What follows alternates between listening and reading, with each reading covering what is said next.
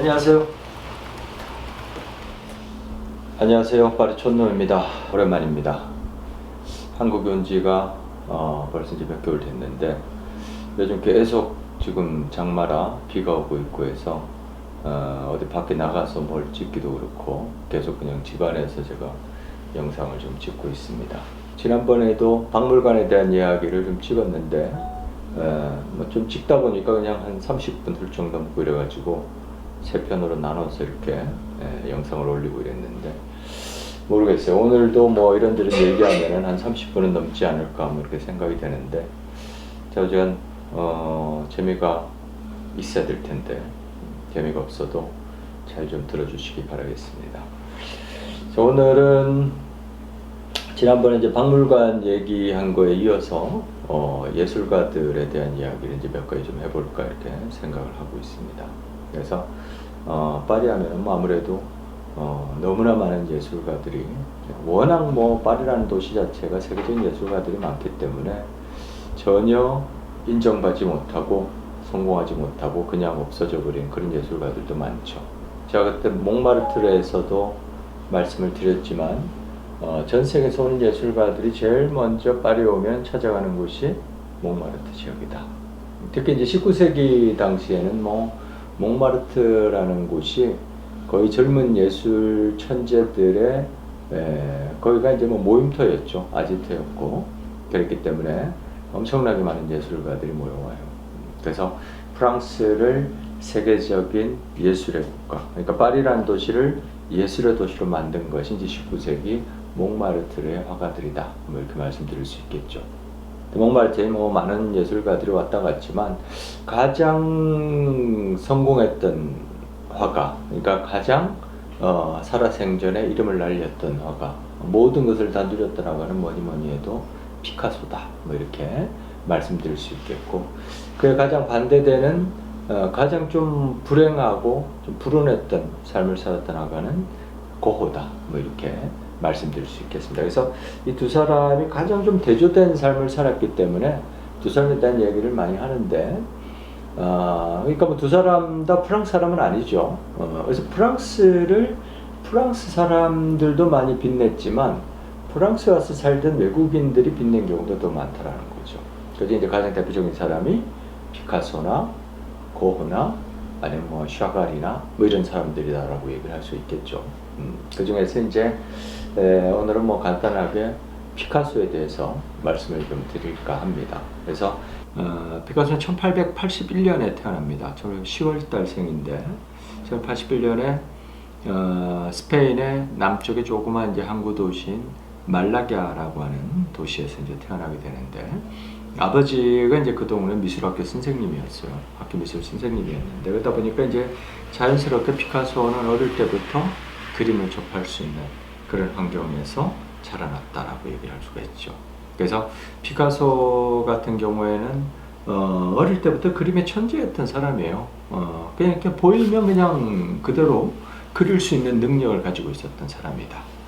그래서 아버지가 이제 뭐 그 동네 시골 마을에 뭐 그림 그리는 사람이니까 어디서 뭐 식당 문 연다 그러면 가서 간판 그려주고 뭐 이런저런 동네에서 일어나는 이런 그림들 그리고 뭐 이런 일도 많이 했었기 때문에 아버지 따라다니면서도 이제 그림을 같이 이렇게 옆에서 이렇게 많이 그렸던 그런 어린 시절을 가지고 있어요. 근데 13살의 피카소가 그린 그림을 보고 아버지가 이제 자기 붓을 꺾죠. 내가 그림을 그릴 게 아니다. 그래서 아들의 이제 그림 공부를 위해서 그때 당시 가장 큰 도시인 바르셀로나로 이제 가게 됩니다. 그래서 바르셀로나에 있는 유명한 미술학교에 입학을 시키는데 이미 그 입학 당시부터 학교에서 배울 수 있는 수준을 뛰어넘었다라는 거죠. 다른 학생들하고 같이 뭐 이렇게 뭘 배우고 할 수 있는 그런 수준이 훨씬 뛰어넘었다라는 거예요. 그래서 입학 시험 자체도 보통 학생들은 뭐 며칠씩, 몇 주씩 걸쳐서 이렇게 준비해야 되는 시험을 하루 만에 대충 이렇게 그려서 제출하고 수석으로 입학을 하게 됩니다. 그리고 뭐 중간중간에 시험 볼 때도 뭐 그림 그리는 거에 있어서는 정말 뭐 그때 당시 그 또래들과는 비교가 안 될 정도의 수준이었던 그런 사람이 이제 피카소다 이렇게 말씀드릴 수 있죠. 그래서 거기에 이제 금방 그만두고 마드리드에 있는 왕립미술학교에 다시 입학을 하는데 왕립 미술학교였을 때 역시 마찬가지로 금방 학교를 그만둬야 될 정도의 수준이었다라는 거죠. 그래서 10대 때 이미 자기 작품으로 전시회를 열고 이랬을 정도로 뛰어난 작품을 그려내기 시작했다는 거죠. 자, 그럼 피카소가 이제 20살에 파리를 옵니다. 1900년도에 처음으로 이제 파리 왔다가 스페인 갔다가 다시 오고 이런 경우가 있는데, 어쨌거나 보통은 이제 20살 때 프랑스 이 파리에서 피카소가 작품 활동을 시작했다라는 거죠. 근데 그때 당시에 이제 스페인에서야 천재네 어쩌네 대단한 인기를 이름을 또 크게 이름을 떨치지는 않았겠지만 어쨌거나 이름도 있고 이랬겠지만, 파리라고 하는 그때 당시 말씀드린 대로 전 세계에서 가장 세계적인 예술가들이 모여 있는 그 도시에서는 20살에 이름도 없는, 프랑스 말도 못하죠. 스페인 말밖에 할 줄 모르는 이런 얼뜨기 촌놈 같은 이런 젊은 화가의 작품을 그 누구도 그들도 보지 않았다라는 거예요. 그러니까 파리에서의 처음 생활은 정말 말 그대로 거의 죽기 직전까지 간 그런 시절이었다라고 얘기를 할 수가 있어요. 그래서 몽말트언덕으로 갑니다. 왜냐면 몽말트언덕이 예술가들이 이제 다 거기 이제 모여 있는 곳이기도 했지만 굉장히 집값이 싼 곳이에요. 그리고 말씀드린 대로 그 밑에는 쇼극장들, 이상한 클럽들, 술집들, 그리고 길거리 창녀들이 서 있고 이랬던 곳이기 때문에 굉장히 동네 자체가 싼 빈민가 같은 그런 동네가 이제 몽마르트르였다. 이렇게 말씀드릴 수가 있죠.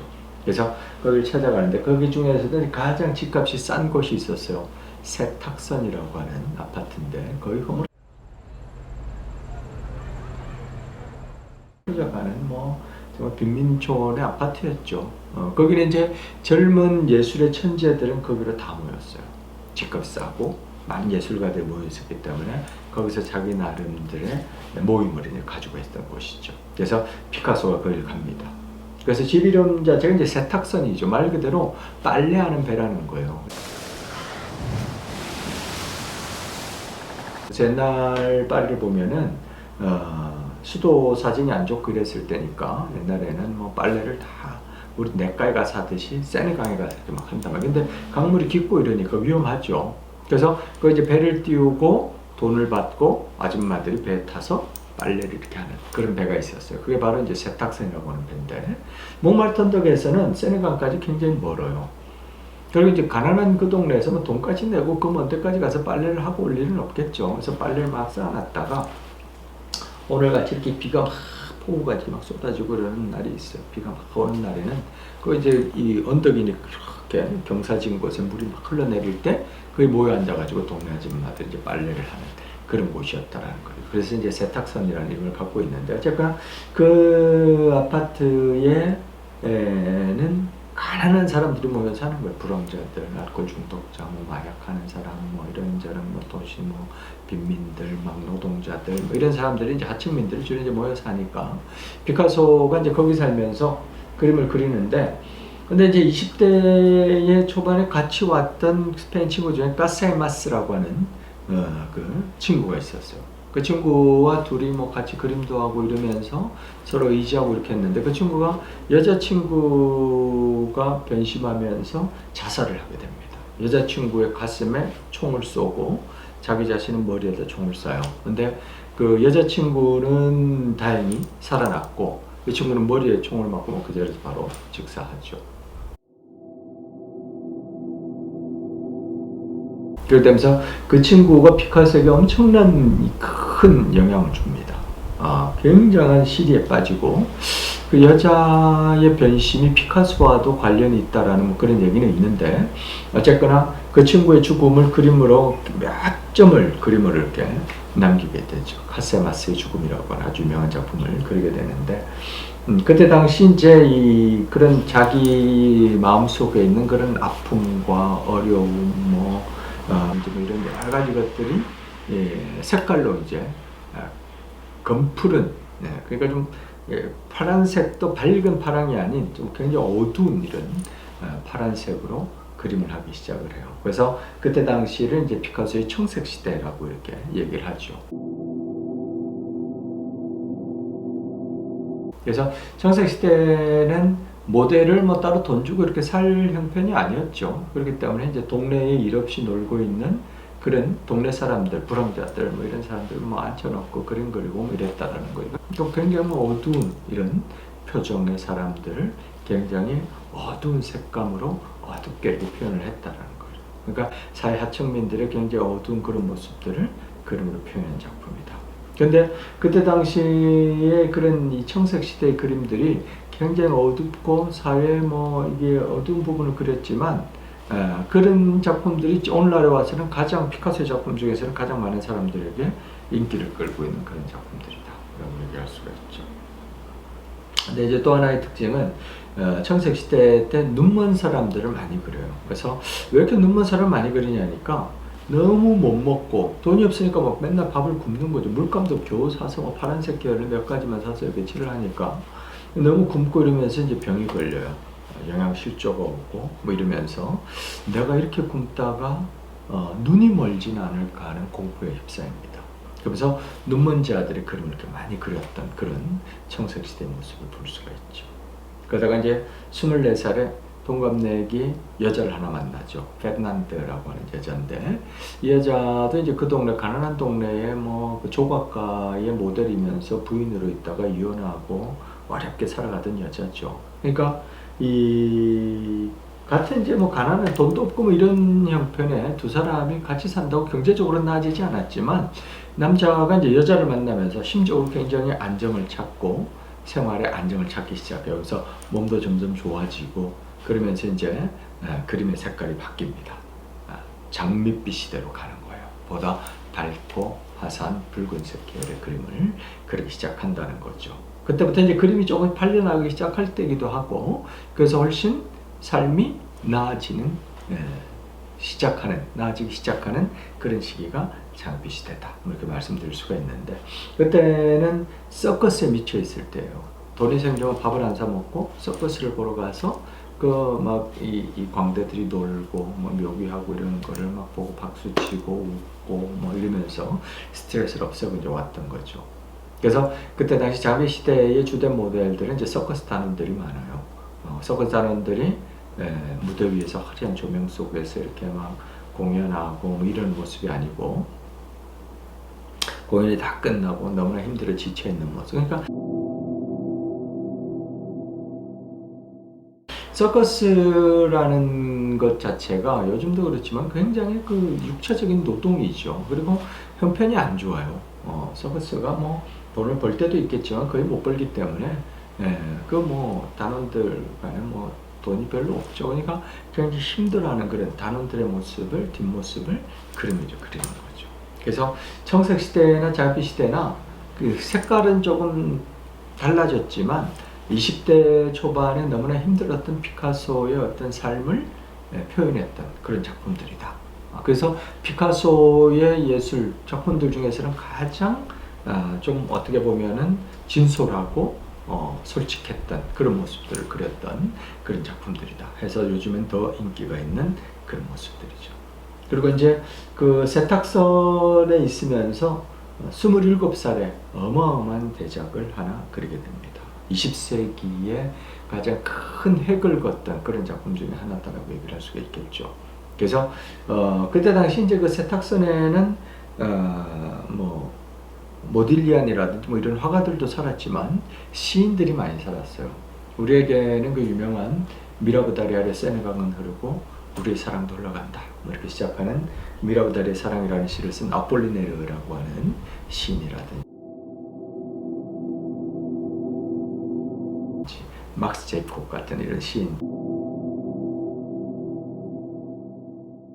뭐 이런 시인들이 많이 있었는데 그래서 자연스럽게 시인 친구들이 많았어요. 그때 당시에. 그래서 이런 시인 친구들하고 맨날 몰려다니면서 술 먹고 놀고 뭐 이렇게 하다가 어느 날 이제 피카소가 그 친구들에게 한동안 연락하지 말자. 내가 너무나 중요한 작품을 지금 준비하고 있기 때문에 한동안은 연락하지 말자. 그 친구들이 깜짝 놀랐죠. 자기들하고 맨날 놀고 술 먹고 뭐 이러면서도 천재적인 그림을 그려야 됐던 피카소가 자기들도 만나지 않고 도대체 얼마나 대단한 그림을 그리려나 굉장히 기대를 가지고 기다리고 있었어요. 근데 이제 어느 날 이제 그 작품이 다 완성됐다고 이제 불렀죠. 친구들 초대했는데 기장이 착 걷어지면서 난리가 납니다. 이게 그림이냐 미친 짓이냐, 이 그림 뒤에서 너는 목매 자살할 것이다. 뭐 한 친구는 저 뒤에서 막 토하고 막 난리가 나는 작품이었더라고요. 그만큼 피카소는 앞서가는 예술가였다라는 거죠. 그때 당시 그 친구들이 20세기 초반에 정말 파리에서는 가장 좀 이 앞서가는 진보적인 성향의 그런 예술가들이었다라는 거예요. 그런 친구들도 인정하지 못했던, 알아보지 못했던 그런 작품이었다라는 거죠. 그래서 그때 당시 이 아비뇽의 처녀들이라는 작품인데, 아비뇽의 처녀들은 딱 두 사람이 알아보죠. 피카소가 알아봤고, 피카소 작품을 사들였던 당시 독일의 화상이 알아봤어요. 그래서 정말 20세기 최고의 작품이다라고 평가를 하죠. 어쨌거나 그럴 정도로 그때 당시 너무나 획기적이었던, 그러니까 입체파의 시작을 알렸던 그런 작품이라는 거예요. 근데 그 작품을 보면 이제 아비뇽의 처녀들, 아비뇽이라고 이제 프랑스 남쪽에 있는 이 옛날 교황청이 있던 그 도시의 이름은 맞는데, 그 아비뇽에 있는 처녀들이 아니고 스페인의 그 바르셀로나에 가면은, 바르셀로나가 큰 항구 도시죠. 거기 이제 큰 무역선들이 이제 온단 말이에요. 그 뱃사람들이 배에서 내려서 이제 당연히 여자를 찾아가죠. 그래서 그 여자들, 뱃사람들을 상대하는 그 여자들이 있는 그 길의 이름이 아비뇽 거리예요.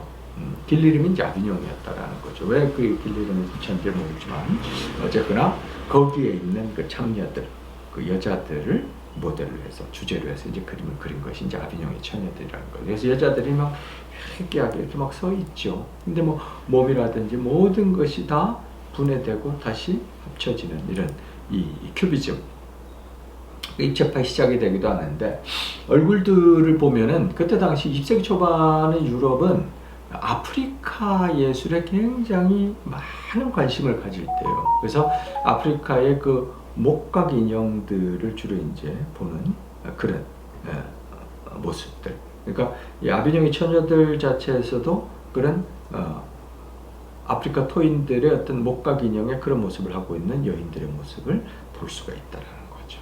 어쨌거나 아비뇽의 처녀들로부터 시작해서 피카소의 예술이 어마어마하게 이제 모습을 드러내기 시작한다라는 거죠. 피카소는 그 뒤로부터 해서 뭐 이 입체파의 대가로서 뭐 어마어마한 예술을 하죠. 마티스와 두 사람이 서로 이렇게 막 경쟁, 라이벌 관계에 있으면서, 이 두 사람, 마티스와 피카소는 굉장히 좀 어떤 라이벌이면서 서로에게 굉장히 좋은 영향력을 주는 라이벌이었어요. 피카소는 20대에 와서 그렇게 정말 죽을 고생하죠. 너무 못 먹고 영양실조에 병에 걸려서 눈이 멀지는 가는 이런 불안함 속에서 살다가 나이 마흔에는 자수성가한 백만장자화가 된다는 거예요. 그리고 나이 60에는 전 세계 가장 영향력 있는 억만장자화가 됩니다. 그러니까 60이 넘은 피카소의 작품에는 많은 투자가 이제 들어오죠. 왜냐하면 이런 유명한 화가의 작품은 화가 죽어버림으로 해서 그 작품이 이제 희귀성이 있죠. 그러면서 이제 엄청나게 그림값이 이제 뛰기 시작하죠. 그러니까 60이 넘은 피카소는 이제 곧 죽을지도 모른다. 언제 죽을지 모른다. 막 사람들이 투자의 개념으로 너도 나도 피카소 작품을 막 사기 시작하는데, 안타깝게 피카소는 93세 돌아가십니다. 그러니까 60부터 투자하기 시작하던 인간들은 투자하다 지가 먼저 죽고 막 이렇게 하는 거죠. 그리고 이제 80이 넘은 피카소는 정말 그림값이 어마어마한 그림값이 팔려요. 저택이 갖고 싶다. 돈이 필요 없었죠. 건물 하나 그려주면 저택이 오고 막 이랬을 정도로 엄청난 가격에 그림이 팔렸던 사람이다. 그러니까 피카소는 살면서 모든 것을 다 누렸던 화가다. 예술에 대한 뭐 천재성과 부와 명예와 그리고 이제 어마어마한 여자들. 그러니까 피카소의 이런 부와 명예를 보고 피카소의 열정에 반해서 생애 어마어마한 여자들이 피카소의 삶에 몰려옵니다. 그래서 마치 불을 본 불나방들 같이 막 몰려오는 그 여자들을 하나마다 하지 않고 다 사랑으로 감쌌던 그런 남자가 피카소다. 그래서 피카소의 삶은 딱 이렇게 두 가지, 예술과 여자로 구별 지을 수 있다라고 말씀드릴 수 있죠. 그래서 수많은 여자들이 있는데 그 중에서 피카소의 삶에 가장 크게 영향을 줬던, 그러니까 뭐 장기간 동거를 했든지 결혼을 했든지 뭐 이런 여자들은 보통 한 7명으로 저희가 꼽고 있죠.